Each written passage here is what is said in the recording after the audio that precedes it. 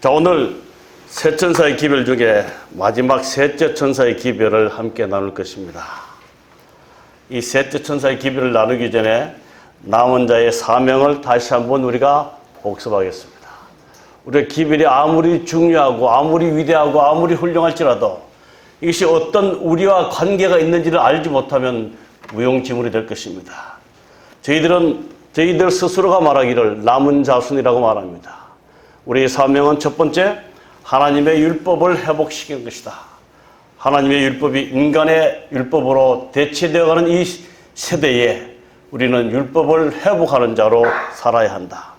두 번째 사명은 하나님의 품성을 옹호해야 한다. 하나님의 어떤 분인가를 우리의 삶을 통해서 보여줘야 된다. 많은 기독교 신자일지라도 하나님을 두려움의 대상으로 섬기는 자들이 많이 있는데 우리가 섬기는 하나님은 그런 분이 아니라 우리를 끝까지 사랑하시고 우리를 구원하시기 위해서 십자가에 대신 돌아가신 구속주가 되심을 우리가 말로 우리 행동으로 보여야 할 것이다.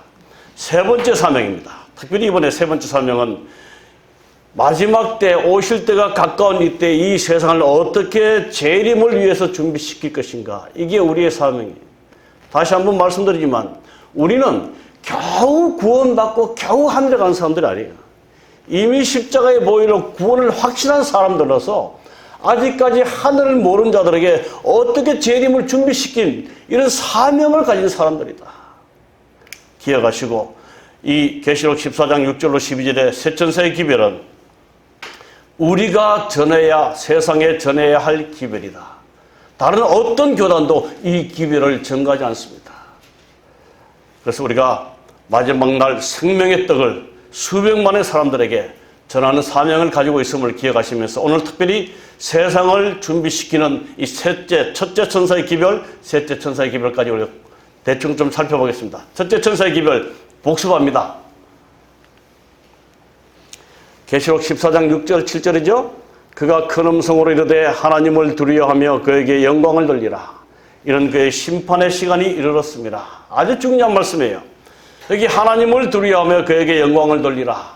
그 하나님은 어떤 하나님인가? 그 하나님은 하늘과 땅과 바다와 물들의 근원을 만드신 이다. 한마디로 줄이면 창조주 하나님이시라는 거예요. 첫째 천사의 기별은 이 세상을 창조하신 그 하나님을 경배하는, 그 외의 모든 신들은 다 헛된 신이다 라고 말하고 있습니다. 근데 경배하는 것은 어떤 경배인가? 여기 말씀에 의하면 하나님을 두려워하며 그에게 영광을 돌리라. 여기 두려워한다는 말은 무서워 떠는 것이 아니라 그에게 존경을 표하며 정말 그의 경외로움에 우리의 죄됨을 정말 돌아볼 수 있는 그런 하나님, 그 하나님께 영광을 돌리라. 언제요? 안식일에. 이게 첫째 천사의 기별의 내용이고요. 줄여서 말하면 안식일 회복신앙을 통한 재림 준비다. 왜 이렇게 해야 돼요? 하나님의 심판의 시간이 가까웠기 때문에. 이게 첫째 천사의 기별의 한 카트입니다. 이걸 이대로 다 이해하시면 우리가 이해하고 남에게 전하기 쉬울 것입니다. 그 다음에 둘째 천사의 기별입니다. 무너졌도다 큰 성 바벨론이여, 모든 나라에게 그의 음행으로 말미암아 진노의 포도주를 먹이던 자로다.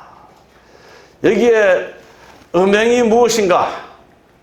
교회와 세상 또는 교회와 정부 간의 연합한 관계, 순수한 하나님의 기록된 말씀에 의지 아니하고 세상과 혹은 정부와 혹은 경제의 세력을 얻어서 하나님의 말씀을 떠난 연합한 관계를 음행이라고 합니다. 여러분, 음행이라는 단어를 아시죠? 그죠? 법적인 정당한 부부의 사이에 어떤 그게 아니라 또 다른 것과 힘을 합친 것, 이걸 음행으로 표현했습니다. 진노의 포도주가 뭐예요? 바빌론의 거짓된 교리라는 거예요. 섞인 교리, 거짓된 안식일, 영혼 불멸설. 다르게 말하면 일요 예배와 강신술이 거짓된 교리, 진노의 포도주라고 말하고 있습니다. 그래서 이것을 줄여서 말하면 세상과 연합한 타락한 교회가 거짓된 교리를 가르침으로 무너진다는 거예요. 여러분, 세상은 진리가 이김을 우리에게 가르쳐주고 있습니다. 그래서 무너지니까 뭐 하라고요? 무너지는데 뭐 해야 돼요? 지진이 나오면 빨리 도망가죠. 거기서 나오라는 겁니다. 첫째 천사의 기별, 둘째 천사의 기별은 굉장히 연결이 가깝습니다. 창조주 하나님을 경배하는 그 일을 거절한 사람들에게 외치는 기별이 둘째 천사의 기별입니다. 너 창조주 하나님을 경배하는 안식일에 하나님께 예배하지 아니하고 섞인 바벨론의 교회에 가서 예배를 드리면 그 교회가 뭐한다? 무너진다는 거예요. 그러니까 빨리 나오라는 겁니다. 이게 우리의 두 번째 천사의 기별입니다. 그 다음에 셋째 천사의 기별은 오늘 공부하겠습니다. 또 다른 천사고 셋째가 그 뒤를 따라 큰 음성으로 이르되 만일 누구든지 짐승과 그의 우상에 경배하고 이마에나 손에 표를 받으면 그도 하나님의 진노의 포도주를 마시리니 짐승과 그의 우상에게 경배하고 그의 이름 표를 받는 자는 누구든지 밤낮 쉼을 얻지 못하리라 하더라. 여기 셋째 천사의 기별은 짐승과 그의 우상에게 경배하고 이마에 손에 표를 받으면 하나님의 진노의 포도주를 마시리라. 그런 사람들은 밤낮 쉼을 얻지 못하리라. 참 우리 계시록 공부를 안 하신 분들은 이 말씀의 표현들이 굉장히 어려워요. 오늘 조금씩 짧은 시간이지만 좀 풀어보겠습니다. 첫 번째 셋째 천사의 기별의 내용은 짐승과 그의 우상에게 경배하고, 이 짐승은 뭐고 그의 우상은 뭔가? 계시록 13장에 지금 14장에 나오는 셋 천사의 기별, 셋째 천사의 기별 바로 이전에 있는 13장에 이 짐승이 어떤 짐승인지를 잘 설명해 놓고 있습니다. 내가 보니 바다에서 한 짐승이 나오는데 뿔이 10이요 머리가 7이라. 그 뿔에는 10 왕관이 있고 그 머리들에는 신성모독하는 이름들이 있더라. 내가 본 짐승은 표범과 비슷하고 그 발은 곰발 같고 그 입은 사자의 것 같은데 용이 자기의 능력과 보좌와 큰 권세를 그에게 주었더라. 자, 그림을 그리면 10 왕관이 있고 뿔이 10이고 그 다음에 신성모독하는 이름들이 있더라. 이 말은 하나님을 대적한다는 뜻이죠. 근데 표범과 비슷하고 그 발은 곰과 같고 그 입은 사자 같은데 그 뒤에 말씀 용이 자기의 능력과 보좌와 큰 권세를 이 짐승에게 주었더라. 이 용이 누구예요? 사탄, 마귀. 이게 마귀가, 사단이 자기의 능력과 보좌와 큰 권세를 이 괴물 같은 짐승에게 양도해 주는 겁니다. 위임해 주는 겁니다. 그러면 이 짐승은 누구인가? 그가 모든 자, 곧 작은 자나 큰 자나 부자나 가난한 자나 자유인들에게나 종들에게 그 오른손이나 이마에 표를 받게 하고, 자, 용의 권세와 능력을 부여받은 이 짐승이 모든 자들에게 오른손이나 이마에 표를 받게 하고 누구든지 이 표를 가진 자 외에는 매매를 못하게 하니 이 표는 곧 짐승의 이름이나 그 이름의 수라. 자, 조금 정리할까요? 자, 14장에 한 짐승과 그의 우상이 나타나는데 그의 우상에게 경배하는 자는 다 진노의 하나님의 진노의 포도주를 마시리니 그 표를 받지 말라고 말합니다.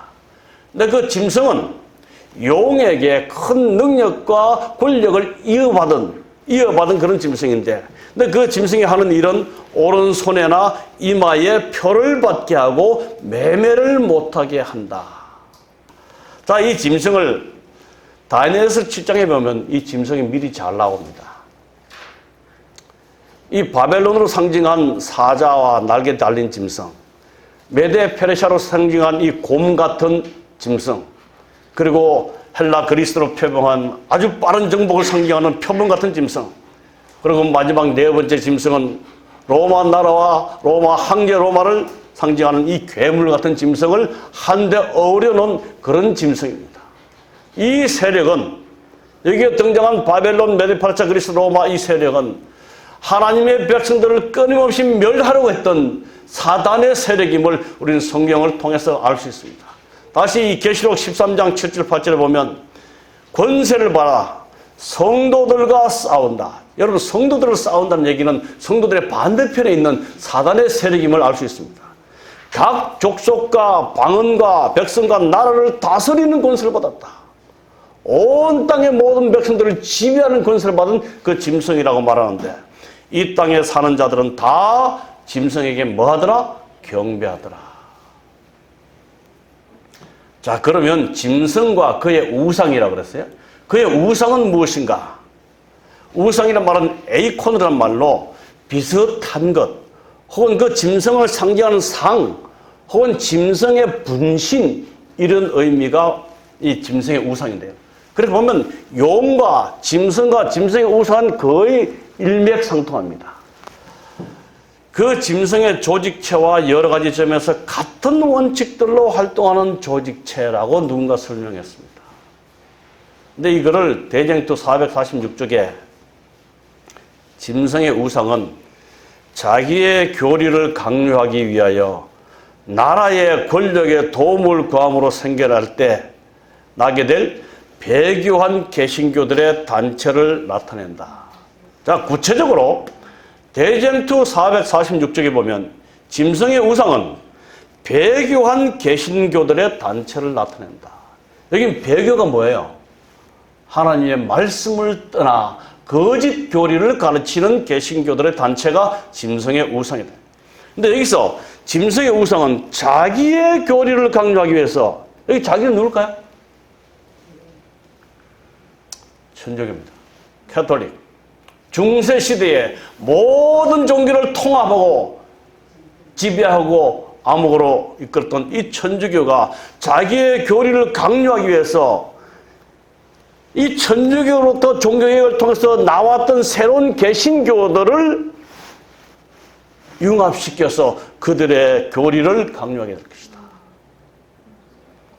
그러니까 이 요한계시록 14장 첫째, 둘째, 셋째 천사의 기별은요, 마지막 때에 일어날 영적인 두 전쟁을 상징하고 있습니다. 한편은 순수한 하나님의 말씀만을 가지고 살아가는 사람들, 한편으로는 이 하나님의 말씀에 천주교의 교리와 거기에 합쳐서 이 하나님 말씀을 떠난 배교한 개신교들의 단체를 말하고 있습니다. 여러분, 이 종교 전쟁은 늘 일어납니다. 그럼 마지막 때는 딱 두 편으로 갈라져서 하나님의 편과 사단의 편에 서게 될 것입니다. 그런데 이 짐승과 짐승의 우상이 하는 일은 오른손이나 이마에 표를 받게 한다. 이 말씀의 의미는 손은 행위를 말합니다. 행동으로 짐승의 권위를 인정하고 따르는 일을 하는 사람들을 손에 표를 받는다고 합니다. 이마는 생각을 말하는데 마음으로 짐승의 권위를 인정하고 따르는 일을 가르친다. 많은 사람들이 이 짐승의 표를 말하기를 한때 베리칩이다. 또 한때는 뭡니까? 바코드다. 근데 이런 것들은 아니란 사실을 기억하시고 혹 잘못된 교리가 이렇게 들려질 때 아님을 우리가 분명히 좀 깨달으면 좋겠습니다. 그러면 여기서 말한 오른손이나 이마에 표를 받게 한 짐승의 표가 무엇인가 우리가 알아야 합니다. 알아야만 그 표를 받지 않잖아. 그죠? 그 표를 받는 자는 하나님의 자비가 섞이지 않는 진노의 포도주를 받게 될 것인데, 이 짐승의 표가 뭐가, 짐승의 권위를 상징하는 대표적인 표시가 무엇인가?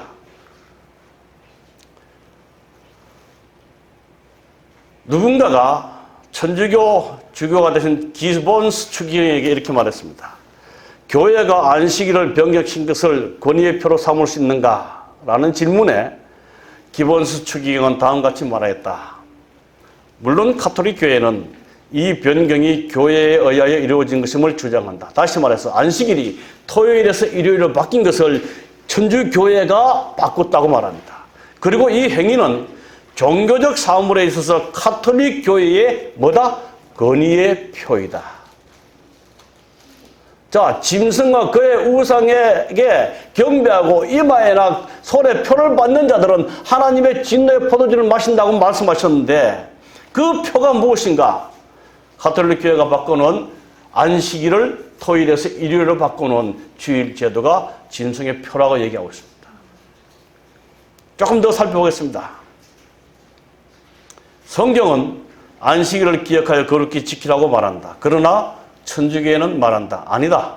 나는 나의 신성한 권위로서 안식일을 피하며 주일의 첫날을 거룩하게 지킬 것을 명한다. 뭐라고요? 아니다는 겁니다. 그러면서 그들은 주장하기를 일요일은 권위의 표이다. 교회는, 천주교는 성경 위에 있으며 안식일 준수의 변경이 그 사실의 증거이다. 교회가 하나님 말씀보다 위에 있다고 그들은 스스로 말합니다. 우리 엘렌 화이트 쓴 원고 51쪽에 보면 짐승의 표란 하나님께서 제정하신 날 대신에 세상 사람들이 받아들인 법안권이 제정한 안식일을 의미한다. 온 세계의 정치는 시간이 흐를수록 교황을 중심으로 움직이고 있다. 아무도 이 흐름을 거역할 수 없으며 마침내 온 세계는 교황권에게 굴복될 것이다. 이스라엘, 중국, 미국, 우리나라, 대한민국, 독일, 프랑스, 러시아, 영국 할 것 없이 모든 나라의 수장들이 이 바티칸의 교황과 함께 손을 잡고 일을 해 나갑니다. 여러분 이거 좀 살펴보면 좋겠어요. 2001년 9월 11일 테러 사건 후에 쌍둥이 빌딩이 이렇게 무너지잖아요. 자국의 국민을 보호하기 위해서 테러를 방지해야 한다는 명분으로 개인에 대한 통제와 감시가 합법하고 사생활 침해가 시작되었습니다. 이 이후로. 그 다음에 코로나19, 오늘날 우리가 아직도 함께 겪고 있는 코로나19의 초반과 이후인데요. 코로나 전염을 방지하고 확산을 막아야 한다는 명분으로 방역으로 개인의 자유를 침해하고 개인의 정보를 수집하는 일을 공식적으로 시작한다. 여러분, 이 나라가 생기고 법적으로 하나님의 전에 모여서 예배드리는 일을 하지 말라고 명령을 내리는 이번 처음입니다. 이 나라의 방역 방침 때문에 교회 내에서도 많은 분란이 좀 일어났어요. 아니다. 우린 예배를 드려야 한다. 아니다. 이 일은 온 나라의 국민의 건강을 위해서이기 때문에 우리는 집에서 드려야 한다. 여러 가지 문제가 좀 있었습니다. 그러면서 예배를 드리고 오면서도 뭐해요? 개인 신상 다 적죠. 요즘 그런 게 다 사라져서 주민등록번호도 공개하지 않은 시대에 다 적어야 됩니다. 저희 교회 목회자 주소록에요. 전화번호가 다 삭제됐습니다. 그것들을 남들이 남용해서 온갖 전화를 다 보내기 때문에 다 삭제했어요. 이런 개인정보가 점점 보호해야 할 이 시기에 이 코로나19 이후에 다 기록이 됩니다. 뭐 코로나19 이전부터 이 개인정보는 이미 다 노출되어 있습니다. 제가 한번 말씀드렸지만 제가 혈압약을 먹다가 약이 의지하는 게 좀 싫어서 자존심 상해서 끊었어요. 한 3개월 안 먹었더니까 국민정보건강관리소에서 전화가 왔어요. 왜 요즘 코로나 약을 안 먹습니까?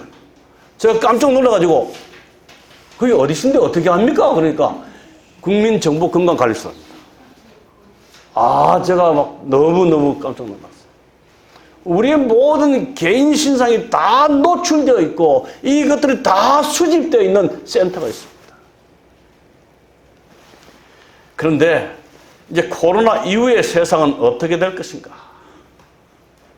여러분 이 세계의 흐름의 징조를 살펴보면 정말 이 마지막 때 여러분 저 New World Order 신세계 정부가 들어서면서 온 세상은 한 지도자가 세워져서 그 지도자가 이 세상을 움직일 것이다 하고 예언하고 있습니다.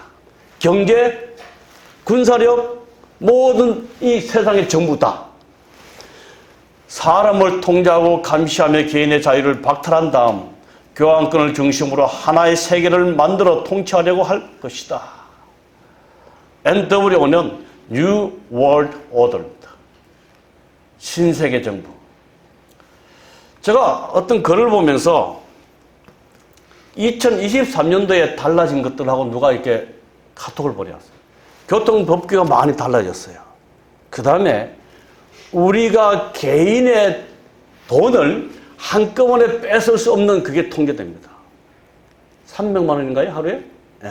한 번인가 하루가 하여튼 300만 원 제한돼요. 이것은 이 디지털 화폐, 그리고 점점 모든 게서 이제 카드로 다 사용됩니다. 현금 필요 없는 시대가 될 거죠. 저도 거기에 이렇게 젖어 들은 것 같아요. 저도 한 5년 전까지만 해도 카드를 잘 안 썼습니다.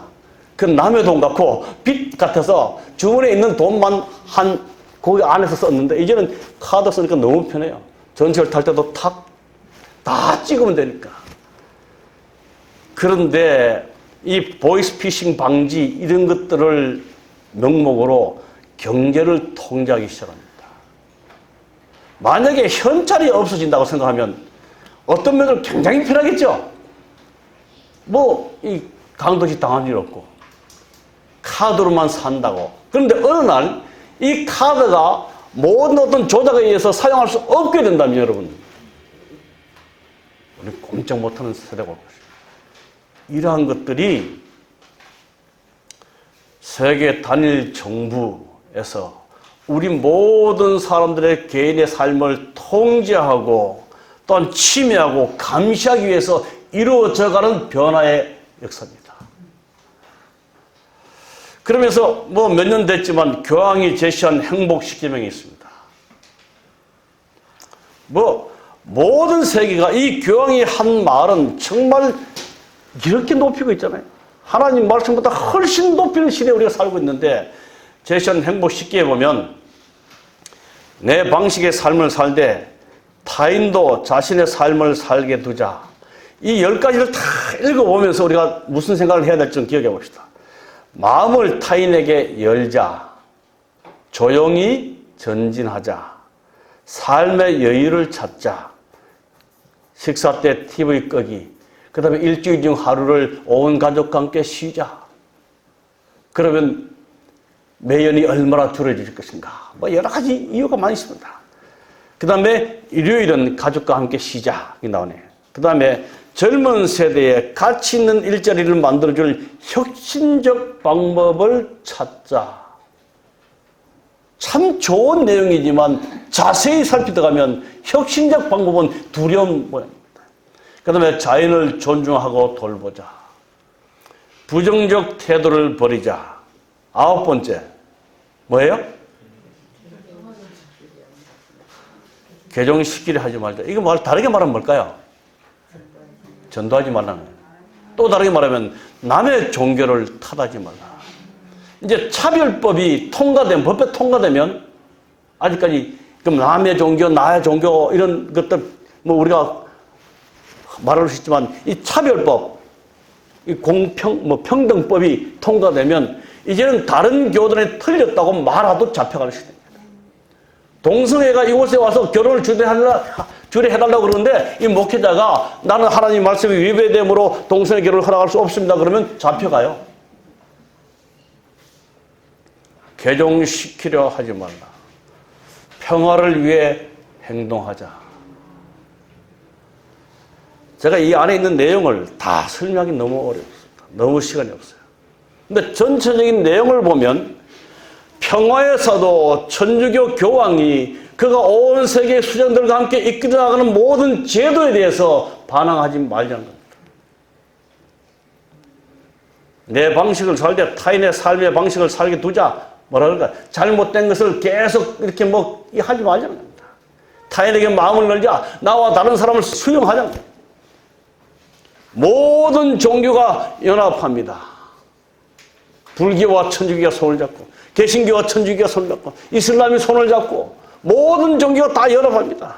타인에게 마음을 열자는 거예요. 잘못됐다고 말하지 말라는 거예요. 부정적인 태도를 버리자. 개종시키려 하지 말자. 평화를 위해 행동하자. 이 행복 10계명이 겉으로 드러나기엔 종교적인 의식이 없고 그냥 일반적인 삶에서 본다면 참 좋은 겁니다. 그러나 이것이 마지막 영적인 전쟁의 입장에서 본다면 굉장히 두려운 말씀입니다. 자, 그러면 다시 우리가 본론으로 들어가서 짐승의 표는 무엇인가? 짐승과 그의 우상에 경배하지 말고 이마에나 오른손에 그의 표를 받지 말라고 했는데 그의 표가 뭔가? 제가 조금 전에 말씀드린 안식일인데요. 좀 더 구체적으로 보겠습니다. 이 표를 문자적인 날인이 아니라 이 표는 그것을 지닌 자를 짐승으로 표상한 세력에 충성하게 해주는 어떤 충성의 표로 이해해야 한다. 어떤 도장이나 이런 거 아니에요. 충성의 표입니다. 짐승의 권세가 회복되고 안식일 준수를 대시하는 일요일 준수가 법적으로 제정될 때 오늘날 일요일 준수 예배는 짐승의 표가 될 것이다. 다시 말씀드리면 지금 일요일에 예배 드리는 것에 대해서 너무 정장이 말길 바랍니다. 그들은 몰라서 그날이 지금까지 계속 내려온 예배일로 알고 있어요. 그런 자들에게 저와 여러분이 나아가서 일요일 예배가 하나님의 뜻이 아니고 토요일 안식일이 하나님께 예배드려야 함을 우리는 알려야 됩니다. 근데 이런 것을 전도하고 난 뒤에 나중에 곧 짐승과 그의 우상이 강력하게 강제적으로 법적으로 토요일 대신에 일요일을 법으로 지키라고 명령할 때 그것은 짐승의 표로 발동된다는 사실입니다. 우리는 그날이 있기 전에, 일어나기 전에 우리는 우리의 사명을 다해야 할 것입니다. 다시 한번 제가 이제 다음 안식일은 이 교회를 마지막 설교를 하고 떠나야 되는데 우리 사랑하는 성도들에게 정말 드리고 싶은 말씀은 이 마지막 시대에 사는 저희들이 우리가 해야 될 일이 무엇인지를 분명하게 알기를 바랍니다. 그리고 아직까지는 그런 자들, 우리와 신앙이 다른 자들에게 정말 사랑과 그들을 애통하는 마음으로 찾아가서 이 기별을 증거해야 할 것입니다. 이제 곧 신세계 정부가 들어서면서 교황청을 중심으로 각국의 나라들이 연합하면서 세계 평화를 위한 명목으로 하나님의 진리를 준수하는 그들의 뜻을 따르지 않는 단체들을 공격하게 될 것입니다. 이것은 제 말이 아니고 성경에 잘 기록된 예언의 말씀입니다. 여러분, 삶은요, 우리 인생의 삶은 선과 악의 대쟁터에서 우리가 어디에 설 것인가, 이게 우리 삶의 목표입니다. 이제 그러면 짐승의 표가 이거라면 우리는 하나님의 일은 무엇인가? 너는 이스라엘 자손에게 고하여 이르기를 너희는 나의 안식일을 지키라. 이는 나와 너희 사이에 너희 대대의 표징, 표시 쌓인 일이니라. 나는 너희를 거룩하게 하는 여호와인 줄 알게 하리라. 또 나의 안식일을 거룩하게 할지어다. 이것이 너와 나 사이의 표징이 되겠다. 여러분, 이런 이야기 아마 저 세대쯤 되신 분들은 다 아실 거예요. 여기 보면 You are my person. 너는 나의 백성이다. 옛날 전쟁 때에 한 어머니가 두 형제를 뒀어요. 근데 전쟁 때문에 다 흩어져야 돼요. 근데 이 어머니가 이 아들에게, 두 형제에게 목걸이를 하나 주면서 나누어집니다. 하나는 반쪽을 주고 하나는 반쪽을 주고. 이 전쟁이 끝난 다음에 내 형제를 찾거든. 이 표로 내 형제임을 확인하라. 근데 오랜 시간 지나고 전쟁이 끝나고 이 형과 동생은 서로를 찾아 헤맵니다. 아무리 비슷하게 닮아도 이 표가 없으면 형제가 아닙니다. 우여곡절 끝에 이 두 형제가 만났는데 너무너무 변해 있어요. 너무너무 변해 있어요. 형이 너가 정말 그렇다면 이 표를 보여봐라. 근데 동생 되는 사람이 이 주머니 속에서 거의 간직했던 반 갈라진 표를 보여주는데, 목걸이를 보여주는데 형이 거짓을 그래서 딱 맞춰보니까 딱 맞는 겁니다. 이 마지막 때에 하나님께서 당신의 백성들을 찾으실 때 우리에게 당신의 백성임을 증명하는 표가 바로 이 안식이라고 말하고 있습니다. 왜 오래전에 우리 믿음의 노덕들이 이 안식일 계명 때문에 그렇게 고난당하고 핍박당하고 숨어 살았습니다. 왈덴스 족속들 여러분 들어보셨죠? 일생 동안 한 번도 햇빛을 보지 못하고 자란 사람들이 있습니다. 이 로마의 핍박에 피해서 그들은 굴에서 자랐는데 그들의 믿음을 그 굴속에 있는 벽에다 그리고 글을 쓰고 자식들이 평생 동안 바깥에 나가서 햇빛을 보지 못하고 각기병으로 죽어가는 그런 고통을 당했습니다. 로마 시대에 십자가에 매어 달리는 그 화영지에 달려서 불을 태워지는 자식들이 죽는 그런 모습들을 왜 그들이 당했습니까? 하나님의 계명, 하나님의 율법, 하나님의 인을 그들은 거절할 수 없었기 때문에. 유명한 교부는 그렇게 말씀했어요. 이분은 제가 이름이 지금 기억이 나지 않는데 너무 인격적으로 고상하기 때문에 이제 로마 원정극장에서 십자가에 매어 달립니다. 그 밑에는 장작더미가 쌓여 있어요. 이제 휘발유가 부어집니다. 그를 사형을 집행하는 한 사람이 이 교부가 너무 위대한 사람이에요. 선생님, 한 번만 말하면 삽니다. 제발 나는 하나님을 모른다고, 나는 하나님의 계명을 모른다고 한 번만 말해 주십시오. 그때 십자가에 매달린 그 한 사람이 이렇게 대답합니다. 내 평생에 하나님은 나를 한 번도 실망시키지 않았다. 내 목숨이 무엇이 중요하다고 내가 이 죽음 앞에서 우리 하나님을 실망시키십니까? 두려워하지 말고 내게 불을 붙여라. 사형수도 포기하고 그 밑에 휘발려 뿌려진 장작더미에 불을 붙였을 때 그 불은 30시간에 그를 태워갑니다. 그 고통 속에서도 그가 왜 말하기를 내 하나님은 나를 실망시키지 않으셨다. 내 주께 나아가는 일 십자가 짐처럼 험할지라도 나는 그 길을 향해 끝까지 걸어갈 것이다. 하나님의 인을 지키기 위해서 목숨을 버린 수많은 믿음의 노동들이 있습니다. 오늘 우리가 이 안식일 남은 백성 마지막 이 남은 무리에게 주어진 이 하나님의 율법을 보수하는 이 안식일 계명을 여러분 정말 존중히 여기시고 우리의 목숨을 버리면서도 이 날을 기억하는 믿음의 마지막 성도들이 되기를 간절히 바랍니다. 하나님의 인은 영원한 표징이라 그렇습니다. 가래 뽑은 기별 3권 287쪽에 하나님의 거룩한 계명 안식일을 지키는 것이 시험이며 여러 세대를 통하여 하나님과 그분의 백성들 사이에 영원토록 표징이 된다. 이것은 셋째 천사의 기별, 즉 하나님의 계명과 예수 그리스도의 증거의 내용이다. 마지막 셋째 천사의 기별의 결론은 셋째 천사의 기별, 즉 하나님의 계명과 예수 그리스도의 증거의 내용이 하나님의 인 안식일을 지키는 것입니다. 대쟁투의 개쟁점으로 인해서 세상은 두 편으로 나누게 된다. 즉 짐승과 그의 우상에게 경배하고 짐승의 표를 받는 사람들과 그 이마에 하나님의 이름을 쓴 것이 있는 살아계신 하나님의 인을 받는 사람들로 나뉘어질 것이다. 세상은요. 좀 더 보면 짐승의 표의 결과, 여러분 짐승의 표와 하나님의 표를 좀 보면 계시록 14장 11절에 그 표를 받는 자는 누구든지 반나심을 얻지 못하리라. 그런데 출애굽기 23장에 십계명을 설명하면서 그 일곱째 날에 쉬라. 내 소와 나귀가 쉴 것이며 내 여종의 자식과 나그네가 숨을 돌리리라. 저는 이 계명을 읽으면서요, 오늘날 너무 바쁘게 사는 사람들 조심하시기 바랍니다. 밤낮 쉼을 얻지 못하리라. 짐승의 계명, 짐승의 표입니다.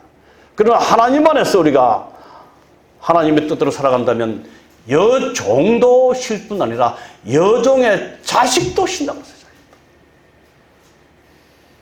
하나님 안에서 이 바쁜 세상에 우리가 쉼을 얻고 평안을 누리는 경험이 일어나기를 간절히 바랍니다. 다시 말씀드리지만 이 세상의 마지막 사단의 장난은 우리로 하여금 바쁘게 만드는 거예요.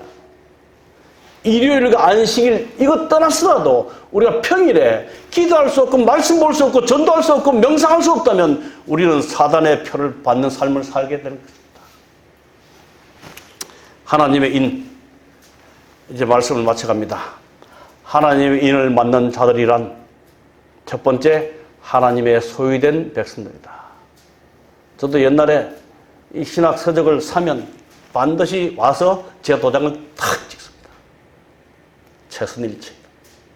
이 인이란 하나님의 소유를 상징하고 있습니다. 두 번째, 하나님의 뜻을 순종하며 살아가는 사람들. 세 번째, 하나님의 품성을 드러내는 사람들을 말한다. 자, 한 가지 질문 드릴까요? 안식일 잘 지키면 다 구원받습니까?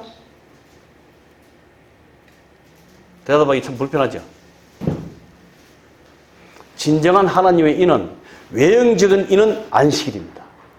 그러나 내적인 인은 품성이에요. 품성. 기억하셔야 돼요. 하나님의 뜻을 순종하는 안식일 계명을 우리가 지킬 뿐 아니라 그 안식일을 통하여 하나님의 음성을 듣고 하나님의 그 인자한 그 하나님의 온전하신 품성을 닮아가는 이것도 하나님의 일이라는 사실을 기억하시길 바랍니다. 그래서 하나님의 백성들, 이 하나님의 인을 맞은 백성들은 까탈스러운 사람 되면 안 돼요. 좀 많은 사람들에게 사랑을 나눠줄 때, 때로는 눈물로 그들에게 호소할 줄도 알고, 때로는 날카로운 기별로 경고도 할 줄 알아야 한다는 사실입니다. 이제 결론적으로 선악의 싸움이란 무엇인가? 자, 이 말씀 잘 좀 이해하시면 좋겠어요. 선악의 싸움이란 하나님을 바르게 믿는 사람들과, 요 옆에는 뭐가 나올까요? 하나님을 안 믿는 사람들일까요? 하나님을 다르게 믿는 사람. 하나님을 하나님의 뜻대로 바르게 믿는 사람들과 하나님을 하나님의 뜻이 아닌 사람의 뜻으로 다르게 믿는 사람들.